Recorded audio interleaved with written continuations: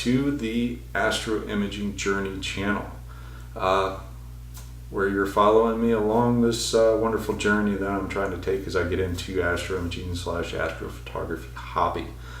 Tonight I'd like to discuss what I like to call the 4D3R process. Basically that's 4 decisions and 3 sets of research. And that applies to a lot of things. I use that for when I'm looking at switching careers, switching jobs, buying something that's got a fairly high price tag. In this particular instance, we're going to be talking about telescopes, OTA. So basically, today, what we have is the first D, decision. First, you need to decide that this is what you're going to do. It may be something as small as just taking a tripod out with a kit camera and lens and take some pictures of the sky. Maybe you're going to do some nightscape photography. Maybe you're going to do some star trails or moon shots, solar eclipse, whatever you feel you want to do. And that's fine. And if you don't have the gear, you're going to have to then research, well, what do I need?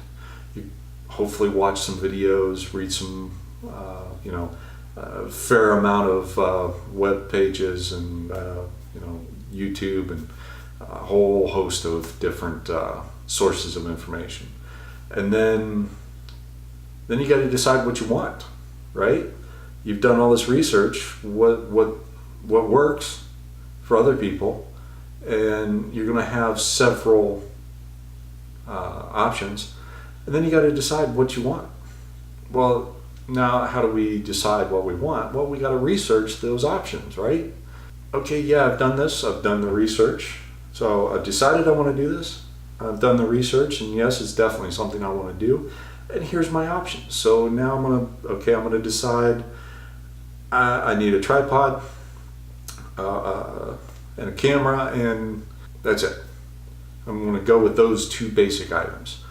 So which camera is going to be good for me? Is it going to be a Nikon? Is it going to be a Canon? What tripod? Is it just a flimsy one that's you can buy for $15 at Walmart? Or are you going to spend a few more dollars and get something that's more, maybe carbon fiber or aluminum and get it off of Amazon or something like that?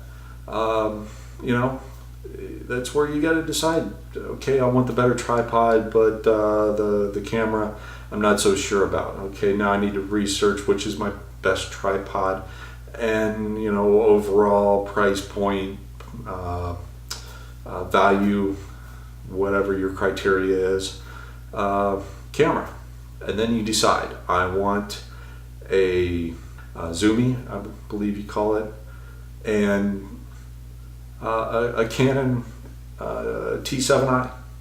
You're going to go a little bit higher end. Now you've decided that. Now you got to research where you're going to get it. You're going to go down to Costco and buy a kit. You're going to get one of those all-encompassing kits through Amazon that has the carrying case and maybe it already has a tripod in it, and you weren't looking at the aluminum, you were just looking at the cheap one. So it already has it in there for you. So now you're doing more research. And then you ultimately come to your 4th decision, your final decision. This is what I want. This is what I'm getting. Time to buy. Click that, add to cart, get it at the door, go to Costco, go to Walmart, do you. So basically when it came to this, I knew I wanted to do deep space imaging. I wanted to photograph DSOs, deep space objects. And what we have there are globular clusters, nebula, galaxies, stars, as well as nearer objects like the planets, Jupiter, Saturn, Mars, better images of the moon. And if I'm lucky, next 2022 I believe is the next eclipse. We'll see what happens. So that was my first decision. did I just want to keep doing what I've done lately, or do I want to get into more of the deep space object, the DSO imaging? And I wanted to get into the DSO. So then I had to research, what are my options? There's Newtonians, there's SCTs, Smith-Cassegrain telescopes. There's RC, Ritchie-Cassegrain, I believe is what it stands for.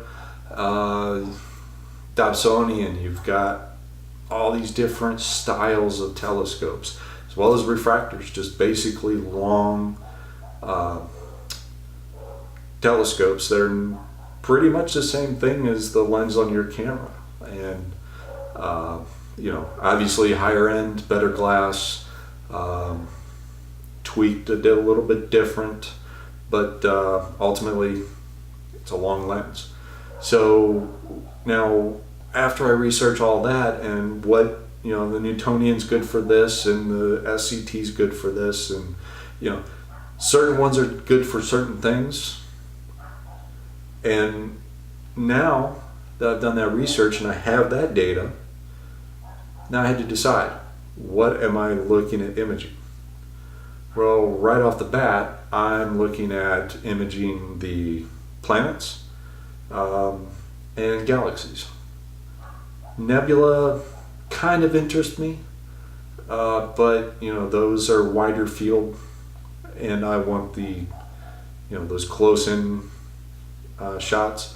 So I'm going to wait on that, and so I know I need something with the longer focal length and not such a wide field. So the refractor was okay, we're going to put that one on the back burner. Newtonian was a good option, but SCT looked like a good option for me. So now I got to research what SCTs are out there, what mounts are out there for those SCTs. And once I researched all of those, and you've got Orion and you've got Celestron and several vendors or manufacturers, that now we have a pool of data to go from. And then I now have to decide, which vendor do I want? What's going to work best with my camera? What's going to work best with different things? So now I got to do even more research that I've refined it down to, okay, I'm looking at an SCT and I'm looking at the probably Celestron. So now I need to, okay, which option works for me? What other things do I have to buy with it to make it work? And then ultimately, what mount I'm going to put this on, because that's the most important thing, is your mount. And then the final decision after all that research is done, and I'm happy to say I have made my decision, and I have ordered my setup. It's currently in transit according to the tracking information. So hopefully at some point there'll be an unboxing video and some initial tests and some other things coming down the pipe. So I'm looking forward to that. So you have all this information. So how did I come to what I'm buying here? I've already described some of that process, right? Well, what did I end up getting actually? I ended up getting the Celestron Edge HD 11-inch on the CGEM 2 mount. Now, why did I go with this? Okay, through all that research, I knew that the SCTs or the Newtonians were going to be where I wanted to be for the galaxies. The SCT has a longer reach, so I can get in tighter on the planets and some of those deeper sky objects, like some of the galaxies, like the Pinwheel Galaxy and the Cigar Galaxy. And basically what it came down to was, what can I get as a package that is going to work more than likely out of the box together, will have most of what I want already there. One price, and bam, there we go. Few accessories here and there, and we're rocking and rolling. Orion did have one option, but I wasn't too keen on it. To get what I am getting with the Edge, I would have had to get extra stuff on top of the kit. So basically what sealed the deal for me is the Edge HD natively has a flat field. You don't need a field flattener in the mix to take those images. So it's designed already for Astroimaging. In addition, there is a focal reducer. I don't have the paperwork in front of me, but assuming a 35 millimeter, a full frame camera, that's around, I believe, 28 or 2600 millimeter focal length, so way out there. With the focal reducer, it's a 0.7 focal reducer, so that cuts it down to somewhere in the 116 or excuse me, 1600, 1800-ish area as far as focal length. So that allows me to get those deeper sky as well as some of the nearer stuff, the larger stuff. And then there's the Hyperstar attachment. That's a little pricey. I'm holding off on buying that, but I have purchased the focal reducer option.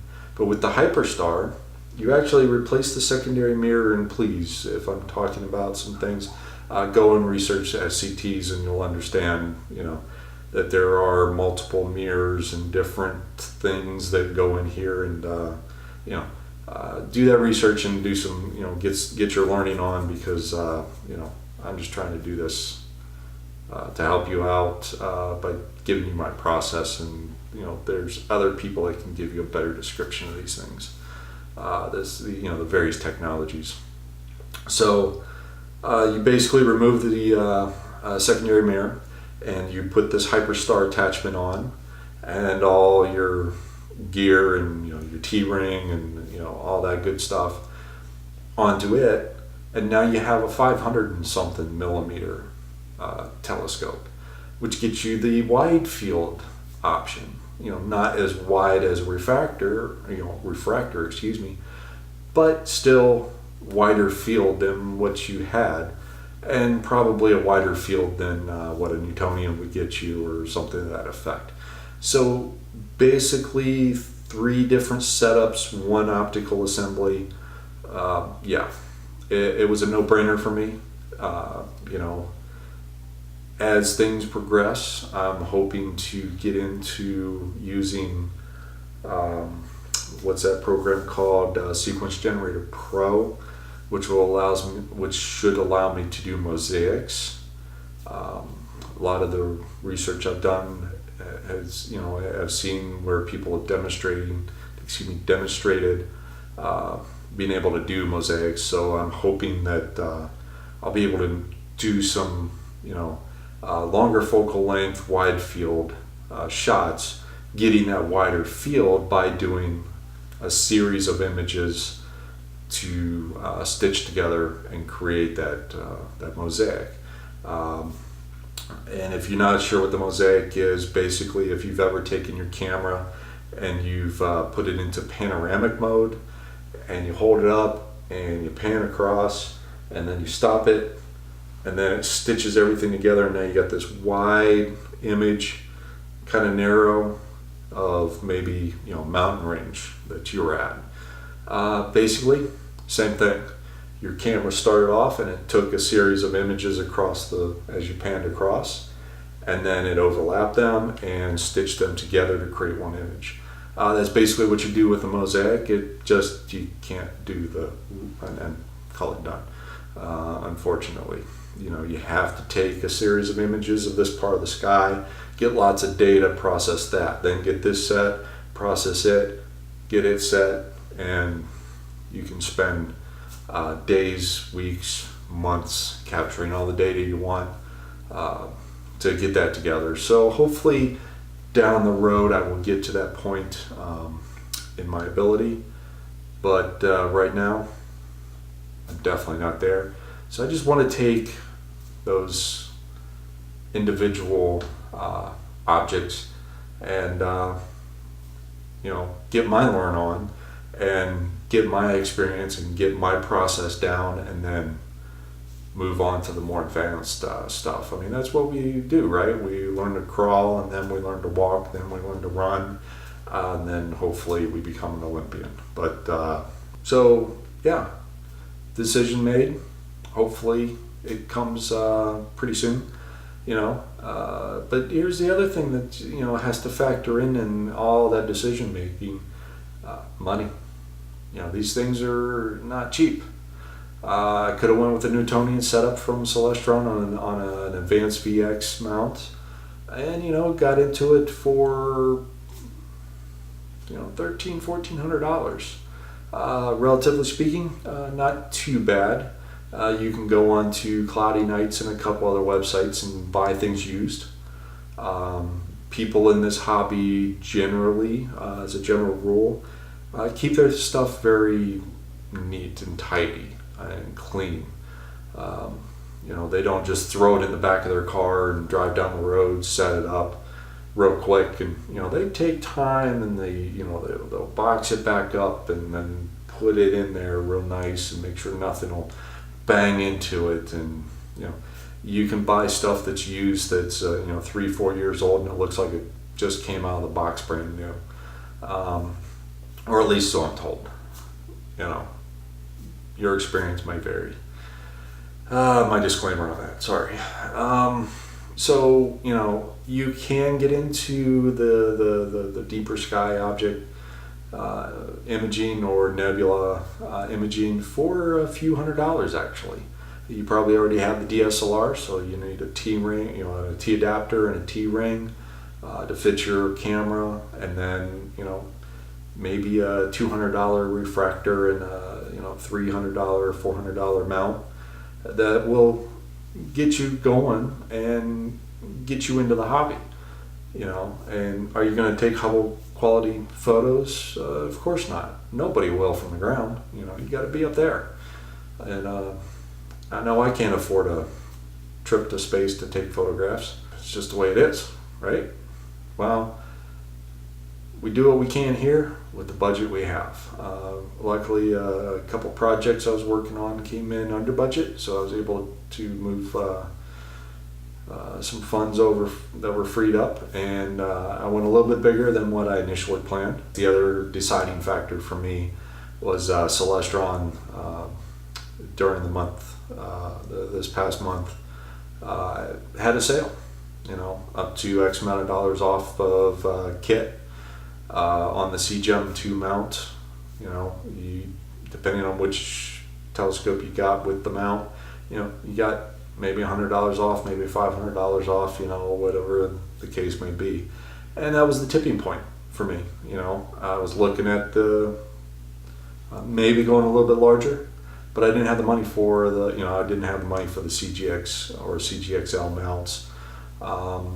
And it just kind of fit within the budget, and hey, everything worked out. The other thing that I have done, and I'm waiting to get back, is I have an older because I have a newer T6i, which I've sent off to Spencer Photography to have it converted for Astroimaging. Basically, what they do is they tear it apart, remove the IR cut filter and the anti-aliasing filter, and do a good cleaning, and then put back in another filter plate that is still cuts off some of the IR, but it's a broader, a narrower band, so that you can capture some of that deeper H alpha, the deeper red of the spectrum. I'm waiting on that. That was a little, again, money that has to be accounted for in your decisions and your budget. We can all dream and hope to get that 20-inch Newtonian that's on a pedestal, and somebody comes in and pours concrete and gets it on magnetic, on polar north, and your polar alignment is minuscule every night because it's already right there. It's locked in. You got that 20-inch Newtonian underneath a dome and all that good stuff. Well, no, we all don't have a couple $1 million to spend on this, do we? No, we're all probably just going to be doing this on the $1,000, $2,000, $3,000 budget to start out, if you're lucky. And if you happen to have more, you have more. So, more power to you. Get what you want. Get what you can afford. Most importantly, don't lose your house trying to get what you want. Start out small and work your way up. Look at some of those used options as well. So with that, I'm going to say good night and clear skies. Please hit the subscribe button. If you like this video, hit the like button. And I will see you next time. Clear skies.